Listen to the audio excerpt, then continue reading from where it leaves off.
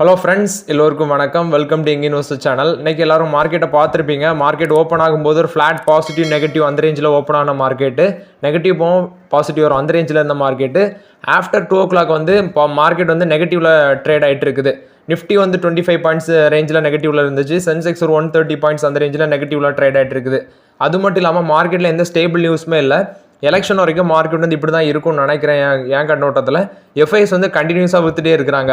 So நான் அன்றைக்கி வந்து எஃப்ஐஎஸ் வந்து இந்த மேலே வந்து எவ்வளோ நாள் விற்றுருக்காங்கன்னு ஒரு சார்ட்டே உங்கள்கிட்ட காமிச்சிருந்தேன். ஸோ நேற்று வரைக்கும் எஃப்ஐஎஸ் விற்றுட்டு தான் இருக்கிறாங்க. கிட்டத்தட்ட 33,000 கோடி வேல்யூவுக்கு அமௌண்ட் வந்து எஃப்ஐஎஸ் வெளியே எடுத்திருக்காங்க. ஸோ இன்றைக்கும் விற்றுருப்பாங்களா எப்படின்னு தெரியல. மேபி செல்லிங்னால தான் மார்க்கெட் கீழே விழுது. ஃபஸ்ட்டு பார்த்தீங்கன்னா சைமன்ஸ் ரிசல்ட்ஸ் அப்டேட் கொடுத்துருக்காங்க. ப்ராஃபிட் 70% மேலே பேருக்கு 803 கோடி பண்ணியிருக்காங்க ப்ராஃபிட்டு. சேம் குவார்ட்டர் லாஸ்ட் இயரை கம்பேர் பண்ணும்போது 70% இன்க்ரீஸ் ஆயிருக்கு. ரெவன்யூ 5750 கோடி பண்ணியிருக்காங்க, 18.4% இன்க்ரீஸ் ஆயிருக்கு. அது மட்டும் இல்லாமல் அந்த கம்பெனி கொடுத்த அப்டேட் என்னன்னா 519 கோடி இன்வெஸ்ட்மெண்ட் பண்ண போகிறாங்க அவங்களோட new metro train manufacturing facility அவுரங்காபாத்தில் இருக்கிறதுல. அது மட்டும் இல்லாமல் கேஸ் கெப்பாசிட்டி இன்க்ரீஸ் பண்ணுறாங்க.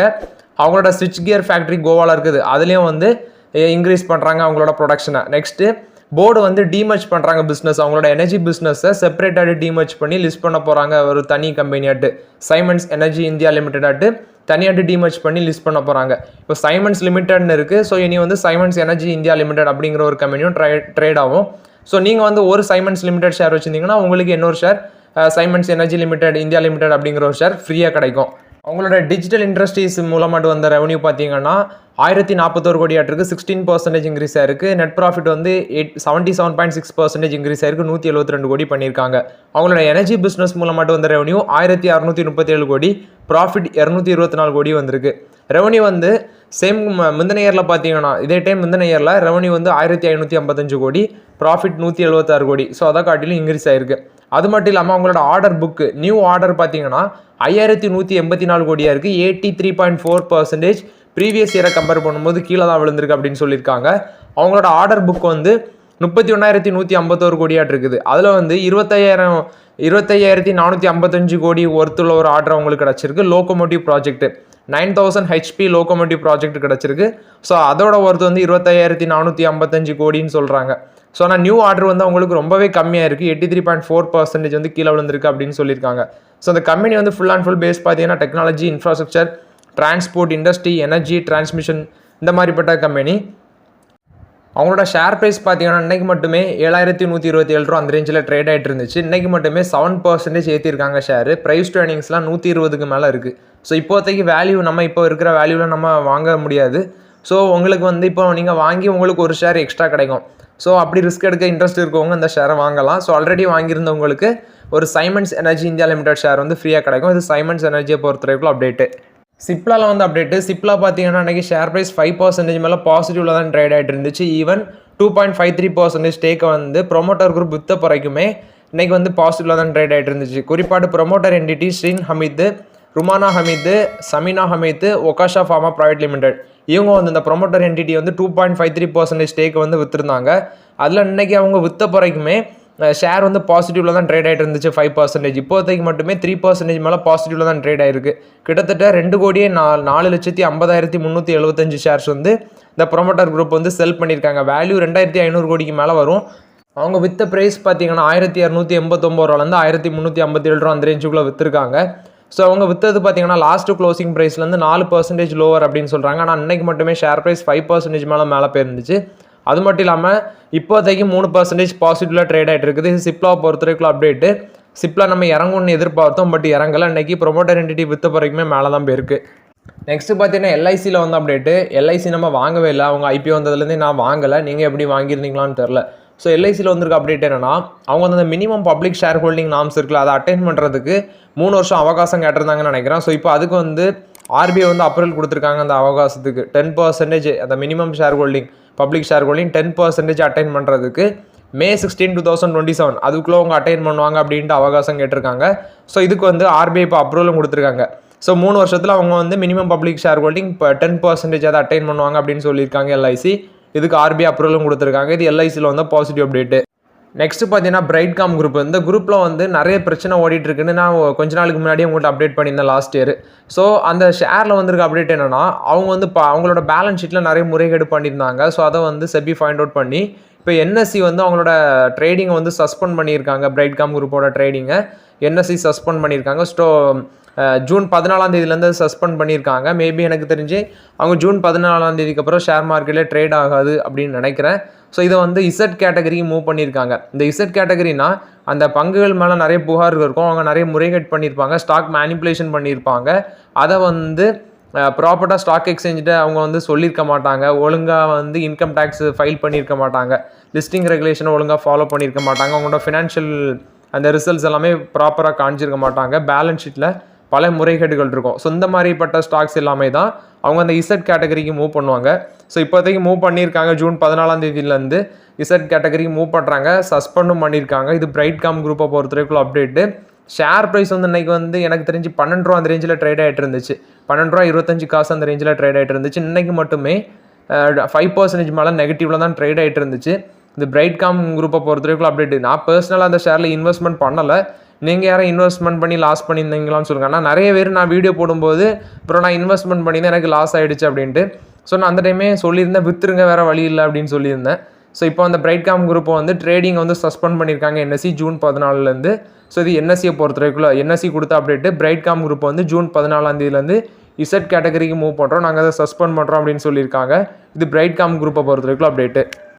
பவர் ஃபினான்ஸ் கார்பரேஷன் பார்த்தீங்கன்னா ரிசல்ட்ஸ் அனௌன்ஸ் பண்ணியிருக்காங்க. 18.4% இயர் ஆன் இயர் பேசிஸில் இன்க்ரீஸ் ஆயிருக்கு. நெட் ப்ராஃபிட் 4135 கோடி பண்ணியிருக்காங்க. ரெவன்யூ 20% இன்க்ரீஸ் ஆயிருக்கு. 12243 கோடி பண்ணியிருக்காங்க.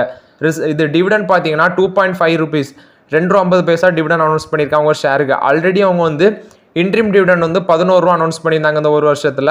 இப்போ 2.50 காசு டிவிடெண்ட் கொடுக்குறாங்க. நெட் நான் பர்ஃபார்மிங் அசட்ஸ் வந்து 0.85% குறைஞ்சிருக்கு. ஏன்னா இதுக்கு முன்னாடி முந்தின குவார்ட்டரில் 0.98 இருந்துச்சு. நெட்டு கிராஸ் என்பிஏ வந்து 3.34% குறைஞ்சிருக்கு. இதுக்கு முன்னாடி 3.52% இருந்துச்சு. 2.50 பைசா டிவிடெண்ட் கொடுக்குறாங்க. பிஎஃப்சி இந்த பவர் ஃபினான்ஸ் கார்பரேஷனோட எக்ஸிக்யூட்டிவ் டைரக்டராக இருக்கிறது தான் அந்த சந்தீப் குமார். இவரை வந்து இப்போ சீஃப் ஃபினான்ஷியல் ஆஃபீஸராட்டு அப்பாயின்ட் பண்ணியிருக்காங்க. இவர் வந்து இமிடியேட்டாக ஆக்ஷனுக்கு வருவார் அப்படிங்கிற அப்டேட் கொடுத்துருக்காங்க. ஷேர் ப்ரைஸ் பார்த்தீங்கன்னா 439 ரூபா அந்த ரேஞ்சில் ட்ரேட் ஆகிட்டு இருக்கு. இன்றைக்கி மட்டுமே 4% வந்து இன்க்ரீஸ் ஆயிருந்தா அவங்களோட ரிசல்ட்ஸுக்கு அப்புறம். ஸோ இன்றைக்கி ப்ரைஸ் ட்ரேனிங் 7 இருக்குது. இது வந்து பவர் ஃபினான்ஸ் கார்பரேஷனை பொறுத்தவரைக்கும் அப்டேட்டு. ரிசல்ட்ஸ் நல்லா இருக்குது. ஸோ இன்றைக்கி மட்டுமே ஷேர் ப்ரைஸ் 4% வந்து பாசிட்டிவில் ட்ரேட் ஆகிட்டு இருந்துச்சு. 2.50 காசு டிவிடெண்ட் கொடுக்குறாங்க. ஸோ எல்லாருமே வாங்கிக்கோங்க. இது பவர் ஃபினான்ஸ் கார்பரேஷனை பொறுத்தவரைக்கும் அப்டேட்டு. நெக்ஸ்ட் பார்த்தீங்கன்னா அப்போலோ டயர்ஸ் ரிசல்ட்ஸ் அனௌன்ஸ் பண்ணியிருக்காங்க. ரெவன்யூ 0.2% இன்க்ரீஸ் ஆயிருக்கு. 6258 கோடி பண்ணியிருக்காங்க. எபிட்டா 3% ஆட் இருக்குது. 1028 கோடி பண்ணியிருக்காங்க. 1028 கோடி இருக்குது எபிட்டா. எபிட்டா மார்ஜின் 16.4% இருக்குது. அது மட்டும் இல்லாமல் நெட் ப்ராஃபிட் 14% கீழே விழுந்திருக்கு அப்படின்னு சொல்கிறாங்க. 354 கோடியாக இருக்குது அப்படின்னு சொல்லியிருக்காங்க. நெட் ப்ராஃபிட் வந்து 14% கீழே விழுந்திருக்கு. அவங்க கம்பெனி கொடுத்த அப்டேட் என்னன்னா, அவங்களோட கம்பெனியோட பாரோயிங்ஸ் அதை வந்து கம்மி பண்ணியிருக்காங்க. 2672 கோடி பாரோயிங் பண்ணியிருக்காங்க நிதியாண்டு 24. அதே ப்ரீவியஸ் இயரில் 3789 கோடி பண்ணியிருக்காங்க பாரோயிங்ஸ். ஸோ இப்போ வந்து அவங்க பாரோயிங்கை கம்மி பண்ணியிருக்காங்க. அது மட்டும் இல்லாமல் டிவிடெண்டும் கொடுக்குறாங்க. டிவிடெண்ட் பார்த்தீங்கன்னா 6 ரூபா ஒரு ஷேருக்கு டிவிடெண்ட் கொடுக்குறாங்க. நெட் ப்ராஃபிட் கீழே விழுந்த பிறகு டிவிடெண்ட் கொடுக்குறாங்க. ப்ரைஸ் ட்ரேனிங் 17 இருக்குது. ஷேர் ப்ரைஸ் வந்து இன்றைக்கி ஒரு ஃப்ளாட் நெகட்டிவில் ட்ரேட் ஆகிட்டு இருந்துச்சு. 473 ரூபா அந்த ரேஞ்சில் ட்ரேட் ஆகிட்டு இருந்த அப்போலோ டயர். ஸோ இப்போதைக்கு வெயிட் பண்ணலாம், அப்போலோ டயர்ஸில் நமக்கு ஒரு வாய்ப்பு வருதான்னு பார்க்கலாம். ஸோ அப்போலோ டயர்ஸ் 473 ரூபாவில் ட்ரேட் ஆகிட்டு இருக்கு. 6 rupees டிவிடெண்ட் கொடுக்குறாங்க. ஸோ இது அப்போலோ டயர்ஸ் கொடுத்த Q4 ரிசல்ட்ஸ் அப்டேட்டு. இன்ஃபோசிஸ் பார்த்தீங்கன்னா ஃபர்ஸ்ட் அபுதாபி பேங்க் கூட ஒரு கொலாபரேஷனில் வராங்க. இந்த கொலாபரேஷன் எதுக்குன்னா, ஃபர்ஸ்ட் அபுதாபி பேங்கோட ஐடி இன்ஃப்ராஸ்ட்ரக்சர் சர்வீஸை ஆப்டிமைஸ் அண்ட் மாடர்னைஸ் பண்ணுறதுக்காண்டி இந்த கொலாபரேஷன் அப்படின்னு சொல்கிறாங்க. ஸோ இன்ஃபோசிஸ் வந்து ஃபர்ஸ்ட் அபுதாபி பேங்க் கூட ஒரு பார்ட்னர்ஷிப்பில் வராங்க அவங்களோட ஐடி இன்ஃப்ராஸ்ட்ரக்சர் சர்வீஸை ஆப்டிமைஸ் அண்ட் மாடர்னைஸ் பண்ணுறதுக்கு. அடுத்து பார்த்தீங்கன்னா ஹீரோ மோட்டார் கப் இவங்க ஒரு நியூ ஆல் டைம் ஹையை டச் பண்ணியிருந்தாங்க இன்னைக்கு. இவங்க வந்து பார்த்தீங்கன்னா இவங்க அந்த மார்க்கெட் கேபிலேஷன் 1 lakh crore அந்த மார்க்கை வந்து ரீச் பண்ணியிருந்தாங்க நேற்று. இப்போவும் இன்றைக்கும் ஷேர் வந்து ஆல் டைம் ஹையில் தான் ட்ரேட் ஆகிட்டு இருந்துச்சு.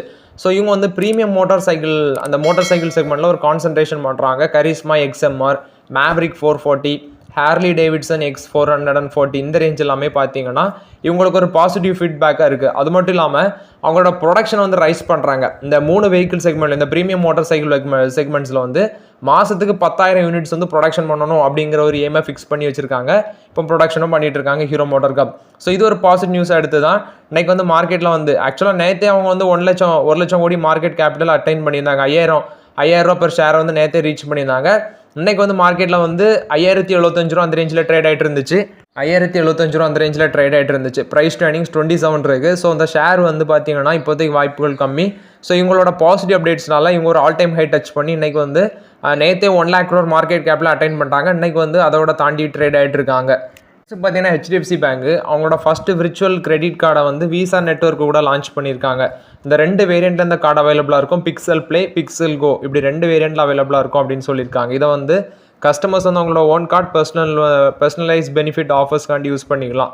அது மட்டும் இல்லாமல் பார்த்தீங்கன்னா அந்த கார்டை வந்து பேஇசட் மொபைல் அப்ளிகேஷன் அதில் வந்து நீங்கள் ரெஜிஸ்டர் பண்ணி வச்சிருக்கலாம். இதை வந்து நீங்கள் டிஜிட்டலாகட்டே மேனேஜ் பண்ணிக்கலாம். அந்த பேஇசட் ஆப் அப்ளிகேஷனில் வந்து இந்த கிரெடிட் கார்டை வந்து நீங்கள் ரெஜிஸ்டர் பண்ணி வச்சுக்கலாம் அப்படின்னு சொல்லியிருக்காங்க. இதில் என்ன ஃபியூச்சர்ஸ்லாம் இருக்குன்னா controls, card controls, rewards, EMI dashboard, notification, statement, repayment, distributes, hot listing, recent transaction, இது எல்லாமே அந்த கார்டில் வந்து ஃபியூச்சர்ஸ் அப்படின்னு சொல்லியிருக்காங்க.